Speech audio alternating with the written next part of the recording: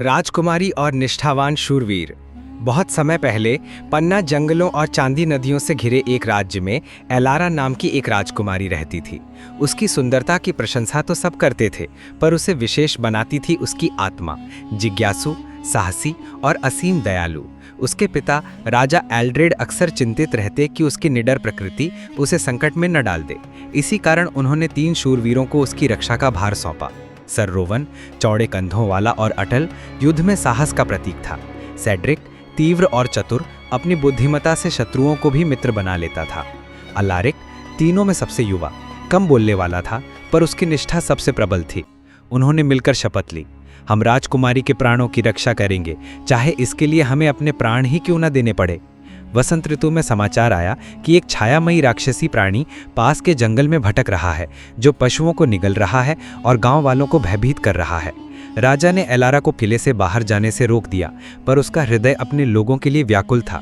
उसने कहा, यदि मैं छिप जाऊं और मेरे लोग कष्ट सहें तो मैं कैसी राजकुमारी। एक चांदनी रात वह चुपके से द्वार पार कर उस संकट का सामना करने निकल पड़ी। जब उसकी अनुपस्थिति ज्ञात हुई तो तीनों शूरवीर तुरंत उसके पीछे दौड़े। रोवन ने कीचड़ में पदचिन्ह देखे, सेड्रिक ने टूटे हुए डंठल और डालियां पहचानी और अलारिक ने वे फूलों की पंखुड़ियां देखीं जो एलारा के बालों की माला से झड़ गई थीं। वे उसे गहरे वन में पाया, जहां वह एक भयंकर प्राणी, कोयले सी जलती आंखों वाला एक विशाल भेड़िया के सामने खड़ी थी। पीछे हटो, रोवन ने तलवार खींचते हुए पुकारा। दानव झपटा, पर रोवन ने उसका वार रोका और डगमगा गया। सेड्रिक तुरंत आगे बढ़ा और उसे चिढ़ाते हुए ध्यान भटकाया। अलारिक ने एलारा को अपने पीछे खींचा और ढाल उठा ली। वन के नीचे युद्ध छिड़ गया, इस्पात दांतों से टकरा रहा था। रोवन की तलवार गहराई तक घुसी, पर दानव ने पंजों से उसे घायल कर गिरा दिया। सेड्रिक ने खंजर फेंका और दानव की आंख भेद दी, पर वह भी दूर जा गिरा। अंततः अलारिक अकेला रह गया। उसके हाथ कांप रहे थे, फिर भी उसने कदम जमाए और कहा, तुम उसे नुकसान नहीं पहुंचाओगे, और गर्जना के साथ उसने तलवार दानव के हृदय में भोंक दी। वन मौन हो गया और प्राणी गिर पड़ा। एलारा तुरंत अपने शूरवीरों की ओर भागी। रोवन करहा रहा था, पर जीवित था। सेड्रिक ने चोटों से तड़पते हुए भी हंसने की कोशिश की। अलारिक पीला और निढाल खड़ा था। उसने धीमे स्वर में पूछा, क्या मैंने अपनी शपथ निभाई? एलारा ने उसका हाथ थाम लिया और बोली, तुमने उससे मेरी योग्यता से भी अधिक निभाया।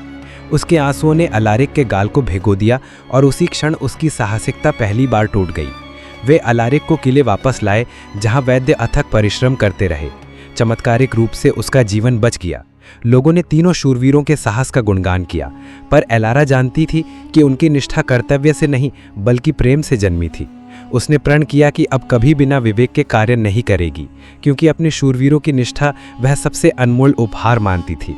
इस प्रकार राजकुमारी ने करुणा से शासन किया और उसके निष्ठावान शूरवीर सदा उसके साथ रहे, केवल उसके जीवन के नहीं बल्कि उसके हृदय के भी रक्षक।